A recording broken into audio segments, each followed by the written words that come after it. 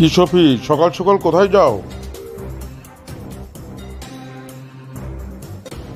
গতকাল একটা বিপদ হয়ে গেছে ভাই, থানায় যাই।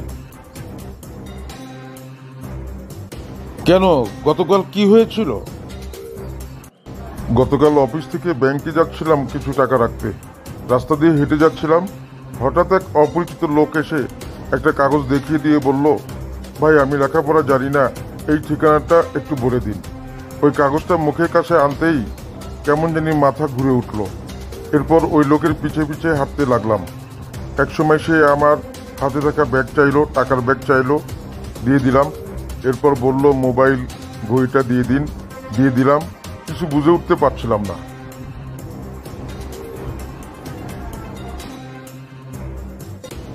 প্রায় 1 ঘন্টা পরে দেখি নতুন কাঁচা বাজারের পাশে এক চায়ের দোকানে বসে আছি। পরিচিত এক লোক আমার মাথায় পানি ঢালছে, চোখে মুখে পানি দিচ্ছে। তারপর আমি বুঝতে পারি আমার টাকা, মোবাইল, ব্যাগ কিছুই নেই। হ্যাঁ, বুঝেছি। শয়তানের নিঃশ্বাসের কবলে পড়েছিলে তুমি। শয়তানের নিঃশ্বাস হলো এক ধরনের কেমিক্যাল। এই কেমিক্যালের নাম স্কোপোলামিন।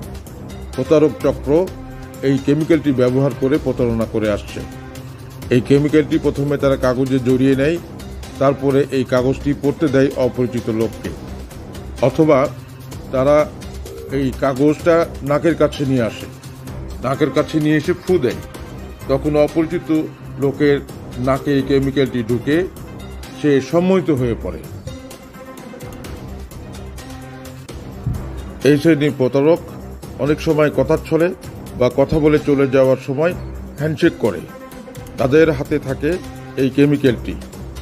যে লোকটি তার সাথে হ্যান্ডশেক করে, সে যদি কোনো ক্রমে এই হাতটি তার নাকের কাছে নিয়ে আসে, তাহলে সম্মোহিত হয়ে পড়ে।